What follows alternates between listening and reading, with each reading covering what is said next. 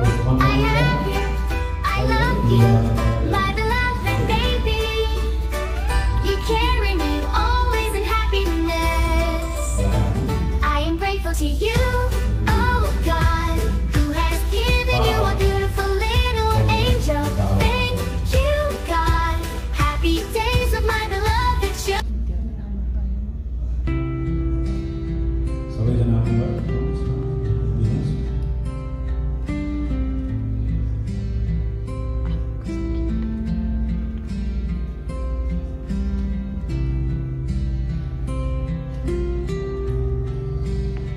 प्रियहरू, यो जुन यो हामी बाल अर्पण गर्ने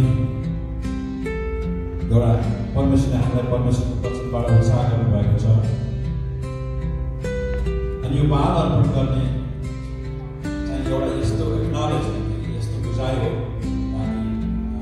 एन्ड्रु र सुप्रियाको गर्भमा परमेश्वरले गर्नुभएको बालक वास्तवमा उहाँहरूको आफ्नै पनि हो, हड्डी र रगतको माध्यम उहाँहरू बन्नुभयो, तर आत्माको स्रोत उहाँहरू नभएको उहाँले अहिले हाम्रो अगाडि उभिएर सबैलाई जनाब दिनुहुन्छ। एउटै आत्माको पिता परमेश्वर मात्रै हुनुहुन्छ, परमात्मा। भने उहाँले फेरि उहाँको गर्भबाट जन्मेको बालक र फेरि उहाँकै चरणमा प्रभु हामी चाहिँ एउटा यो बाली मात्र हो, बगैँचामा गोडगाड गर्ने, तर यो बालक तपाईँले हो। अब हामीले भन्दाखेरि तपाईँले हाम्रो गर्भबाट जन्मिने छोरालाई असल तरिकाले हुर्काउन बढाउन सक्नुहुन्छ। हामीमा तपाईँको ज्ञान यस्ता हाम्रो मौका पाउँदा बालकलाई तपाईँको आत्मा बढाउन सकौँ भन्ने हेरेर उहाँहरू नमेले कुरा खराब हुन्छ। उहाँको बोल्ने साहसको निम्ति हामी धेरै आशिष हुन्छ। यहाँले त्यो डिक्लेयर गरिदिएको छ, यो घोषणा गरिदिएको छ, प्रभु यो छोरो तपाईँले आफ्नो इच्छा मुताबिक छोरोलाई चलाउनुहोस्। तपाईँले सानो छौँजा उहाँको खन्दामा परमेश्वरमा दिनुभएको छ। परमेश्वरको मार्गमा उडाउने तरिकाले है बालकलाई आइले माफ गर्नुहोस्, आइनोलाई भइसक्यो, आइनोलाई दुवैजनालाई एन्ड्रोलाई आइले परमेश्वरको बाटोमा हिँडाउने जिम्मेवारी परमेश्वरले एन्ड्रु सुप्रियालाई मात्र होइन, काका काकी हजुरबा हजुरआमा र मण्डली परिवार सबैलाई दिनुभएको कुरा म यहाँलाई अवगत गराउन चाहन्छु। प्रियहरू, अनि हिजो उपदेश 22 नानीहरूलाई सही जीवन निर्वाह गर्न चाहिँ सानैबाट सिकाउनु पर्छ भन्ने लागेको छ। ठुलो सिकाएको छ, ठुलो सिकाएको छ। त्यसलाई कता बनाउने कता गर्ने धेरै गाह्रो हुने सानैबाट नै अनि त्यो नानी बढेपछि पनि त्यही प्रकारको जीवनयापन गर्छ। सानोमा यहाँले जुन मार्गमा नानीलाई सोझ्याएर लानुभयो त्यही प्रकारले ठुलो भएपछि त्यही प्रकारले बिहेभ गर्छ। अनि बालकलाई हिँड्नुपर्ने बाटोमा तालिम दियो र वृद्ध अवस्थासम्म है तपाईँहरू पुरो नहुँदैसम्म ऊ त्यसबाट कहिले पनि लाग्न भन्ने कुरा हिजो उपदेश 22 छ। त्यस कारण अहिलेको जिम्मेवारीमा चाहिँ तपाईँहरू चाहिँ तालिम दिएर सानैमा कुन बाटोमा हिँड्नुपर्ने हो त्यो चाहिँ तपाईँ दिनुपर्ने। अब कुन बाटोमा हिँड्नुपर्ने हो भन्ने कुरा नै अब मम्मी ड्याडीलाई आमा बुवालाई थाहा छैन भने कुन बाटोमा जुन बाटोमा छ त्यही बाटोमा विशेष गरी तपाईँ दुवैजनाले प्रभु येशू ख्रीष्टको जीवन पाइसक्नु भएको हुनाले म यहाँलाई एक उत्साह चुनौती दिन चाहन्छु कि तपाईँहरूलाई प्रभु येशू ख्रीष्टले देखाउनु भएको बाटो स्पष्ट थाहा भएको हुन्छ। अनि तपाईँहरू आफूले जानेपछि थाहा भइसकेपछि आफूले थाहा गरेको बाटो छोराछोरीलाई थाहा गरेर भन्नु सकिन्छ। त्यसको अलावा आफूले हिँडेको छैन भने बालकहरूलाई सकिँदैन भन्ने कुरा स्पष्ट गरी बताएको छ। यो कुरा चाहिँ तपाईँहरूले बिर्सिनु हुँदैन। ठिक बाटो के हो त? अनि पहिलो जिम्मेवारी क्रिस्चियन प्यारेन्ट्स इसाई अभिभावकहरूले धन्दामा आयो तपाईँ हामीले त ठिक बाटोमा हिँड्नुपर्ने कुरा अब ठिक बाटोमा हिँड्नुपर्ने कुरा मुखले भनेर मात्र काफी हुँदैन मुखले भनेर मात्र म पास्टरै भएको यस्तो गर्नुपर्छ भनेर चर्चको भनेर काफी हुँदैन किन भन्दाखेरि समस्या के छ भन्दाखेरि तपाईँको मेरो भन्ने एउटा जिउने अर्को भएको मेल खाँदैन कुनै पनि बालकले भनाइबाट भन्दा पनि देखाइबाट सिक्ने हुनाले अनि तपाईँको मेरो जीवनको अनुकरणबाट उनीहरूले सिक्ने हुनाले तपाईँको मेरो जीवन शैलीको परमेश्वरको इच्छामा रहनुपर्ने महत्त्व यहाँ देखिन्छ तपाईँको मेरो जीवनबाट अनि यसले भन्नुभएको छ कि बाटो सत्य जीवन म नै हो उदाहरणमा जाने माध्यम म हुँ बाहिर अरू केही छैन भन्ने कुरा हामीले राम्रोसँग हामी अभिभावकहरूले हामीले बुझेको खण्डमा मात्र हामीले नानीहरू त्यो बारेमा हामी जीवनशैलीद्वारा कार्य गर्न सक्छौँ त्यसमा प्रियहरू अनि हामी साई मम्मी ड्याडीहरूले विशेष गरी अहिले आजको दिनमा यहाँनिर छुट्टिएर अनि हजुरबा हजुरमा काका बुवा काकी हामी सबै मण्डली परिवारले छौँ प्रभुको मार्गमा हामी आफैले हिँडेर सबै देख्नु मम्मी ड्याडी माताजी नभएर सबैजनाको एउटा दायित्व रहेको कुरा आज हामीलाई बाहिरले बताएको छ अनि बालकलाई सानैदेखि सिकाउनु कारण भनेको अनि अब उनीहरूले बालकहरूले विशेष गरी तपाईँको मेरो समर्थनता छैन भने तर कमिटमेन्ट नै छैन भने अनि उनीहरूले तपाईँको मेरो जीवन भोगी बनाएको जीवन मात्र रहेछ भन्ने कुरा देख्ने उहाँले डरलाग्दो कुरा हामी यहाँ देख्छौँ त्यसै कारण अब तपाईँ र हामीले विशेष गरी एन्ड्रुहरू सुविधा नै तपाईँलाई सुरक्षित भएर नानीलाई कसरी उत्तममा हुर्काउनुपर्छ भन्ने कुरा देखेर चाहिँ तपाईँहरूको कोखमा दिनुभएको बाबुको गिफ्ट र वरदानको आशिष हो र इनामको दिनुभएको हो भनेर तपाईँहरूले नअडेसम्म त्यो सोचाएर तपाईँले नदेखेसम्म तपाईँले अरू कुरामा स्वीकार अगाडि बढाउन धेरै गाह्रो हुँदछ किनभने नानीहरू जब गिफ्ट एउटा उपहार रूपमा हामी दिन्छौँ उनीहरूलाई हामी तुच्छ रूपमा कहिले व्यवहार गर्छौँ बच्चाहरू भाँडो पनि हुँदैन उनीहरूको कहिले बच्चाहरू नठिन्छ उनीहरूलाई अब सजिलो छैन तर उनीहरूलाई हामी एउटा घृणाको दृष्टिकोणले कहिले हेर्दैन उनीहरू नराम्रो व्यवहार कहिले उनीहरूलाई सधैँभरि एउटा बहुमूल्य गिफ्ट उपहार अब गिफ्ट उपहार भने कस्तो कुरा हुन्छ तपाईँले मैले हाम्रो जीवनमा गिफ्टहरू उपहारहरू क्रिसमसमा आउँछौँ अब विशेष व्यक्तिले एउटा विशेष गिफ्ट उपहार दिएको छ त्यसलाई कति बहुमूल्य तपाईँले हामी जोगाएर त्यसको मूल्य कुनै नै भए पनि त्यसको मान्यता मोल त्यहाँ हुँदैन प्राइसलेस त्यसलाई प्राइस ट्याग लगाएर यति नै पर्छ किनकि गिफ्टहरू सम्पूर्ण हृदय लगाएर ऱ्याप गरेको गिफ्ट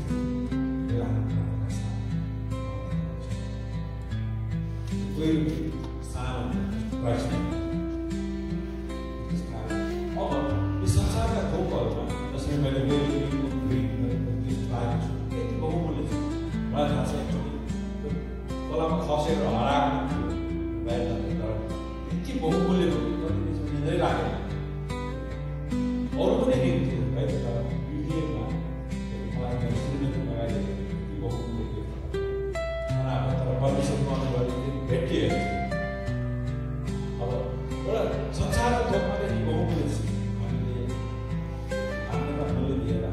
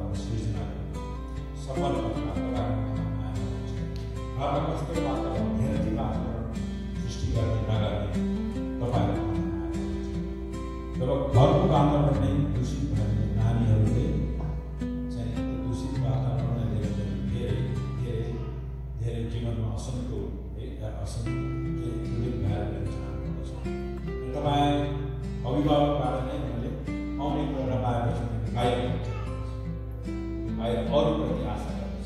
अब आफ्नो जिम्मेवारी अभिभावकलाई दिएको छ। त्यसकारण त्यसलाई हामी सांस्कृतिक उठावट हुनाले आज तपाईँहरू हिँड्नुपर्छ। यो परमेश्वरको सत्य हो। यो सत्यलाई हामी बुझ्नुपर्ने धेरै जरुरी छ। अनि आज म यहाँ यो आशिष परमेश्वरको वचनहरू जुन आशिषको प्रतिज्ञा गरेको छ, त्यो आशिषको वचनको प्रतिज्ञा गरिकन अनि हामीले एनजिसीबाट सर्टिफिकेट तयारी गरेका छौँ। अनि उहाँहरू दुवैजना मम्मी ड्याडीले तपाईँहरू हामी सबैको सामने म छोरालाई हुर्काउने समर्पण गर्छु भनेर प्रतिज्ञा गर्नुभयो। अगाडि गर्नुहुनेछ र त्यसपछि मैले मण्डलीको पक्षबाट गर्नेछु। अनि यहाँ हामीले परमेश्वरको वचन है गन्तीको पुस्तकमा चाहिँ यहाँले 6:24 के भेट्छ भने परमप्रभुले एन्ड्रु सुप्रिया तपाईँहरूको आशिष दिनुभएको होस्, उहाँहरू तपाईँहरू सधैँभरि रक्षा गर्नुभएको होस्। परमप्रभुले तपाईँहरूको उहाँहरूलाई सधैँभरि घरभित्र घर बाहिर चम्काउनु भएको होस्। परमेश्वरको अनुग्रह तपाईँहरूमाथि सधैँभरि रहेको होस्। अनि परमप्रभुले आफ्नो चेहरा बिहानदेखि बेलुकासम्म 24 घण्टा तपाईँको जीवनमा, तपाईँको परिवारमा उहाँले प्रकाश गर्नुभएको होस्। तपाईँको जीवनमा शान्ति प्राप्त गराउनुहोस् अनि आशिष दिनु। आज अब हामी बाबुलाई हामी प्रार्थना गर्नेछौँ। हामी सबैलाई प्रार्थना गरौँ। प्रार्थना गरिकन अनि आज यहाँ हामीले लिएर आएको बेबीले किसिममा सिग्नेचर गर्नेछौँ। अनि तपाईँहरू मण्डली एक विटनेस भएर तपाईँहरूले राख्नुहुनेछ। अनि मैले तेल ल्याएको छु, तेल लगाइकन हामी बाबुलाई अभिषेक गरिकन प्रार्थना गर्नेछौँ। ताकि यो हामीले एक्नलेज गर्नेछौँ कि परमेश्वरले दिनुभएको उपहारहरू हामी परमेश्वरको चरणमा आज उहाँको परिवारहरूको हामी सबैजना उहाँहरूको हात राख्न उहाँलाई घेरेर हामी प्रार्थना गर्छौँ। सबैजना आउनुहोस्।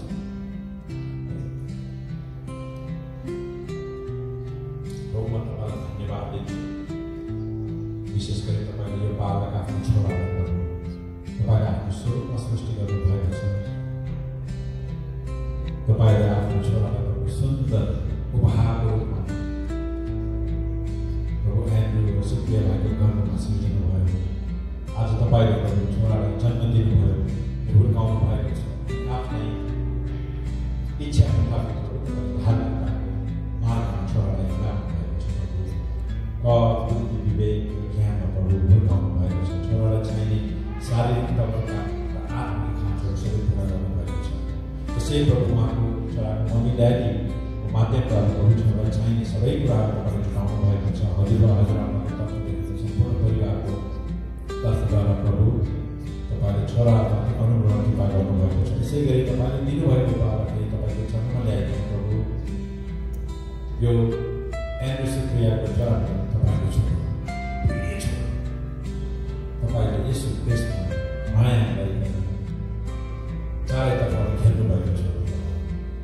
तपाईँको पवित्र आत्मा शक्ति बाहुबलमा हिँडाउनु भएको छ। तपाईँलाई धन्यवाद दिन्छु प्रभु छोरा। यसरी प्रभुमा भाइ सुप्रिया नानी अनि ठुलो दाइ बिग ब्रदर सबै निम्तिमा प्रार्थना गर्नेछु प्रभु। हजुरबुवा हजुरआमा अनि काका बुवा प्रभु उहाँहरू सबैलाई प्रभु चाहिने ज्ञान बुद्धि विवेक हजुर आफूले दिनुहुन्छ प्रभु।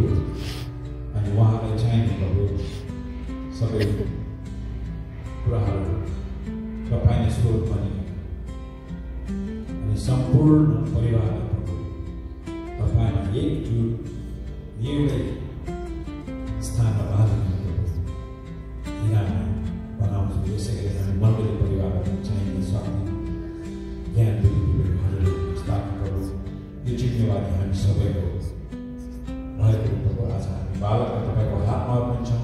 तपाईँ अघि छोरालाई पछि छोरालाई चाहिने सबै कुराहरू गरिसकेका सबै विधि प्रार्थना प्रभु येशू ख्रीष्टको नाममा माग्छु आमेन आमेन आउनुहोस् ओम तामा हाम्रो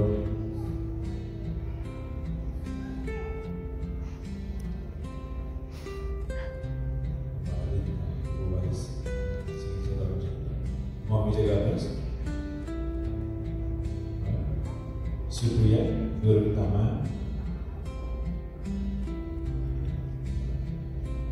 त्यसपछि अनि मण्डली भएको म विटनेस ग्रुपमा सिग्नेचर गर्ने राजा बेबीलाई बालाको सर्टिफिकेट उहाँलाई दिनेछु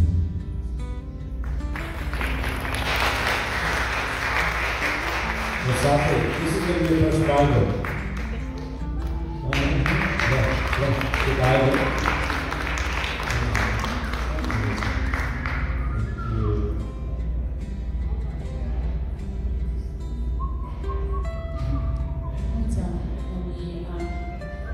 परिवारलाई स्वागत दिन चाहन्छु विशेष कारणको लागि हामीले त प्रार्थना गर्नुको लागि है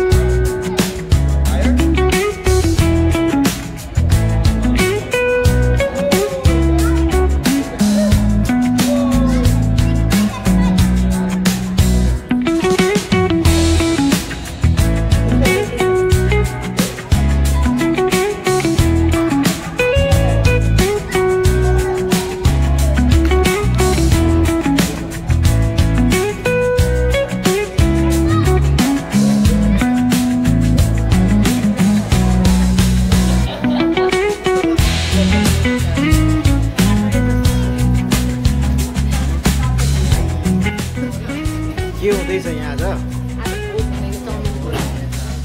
के को लागि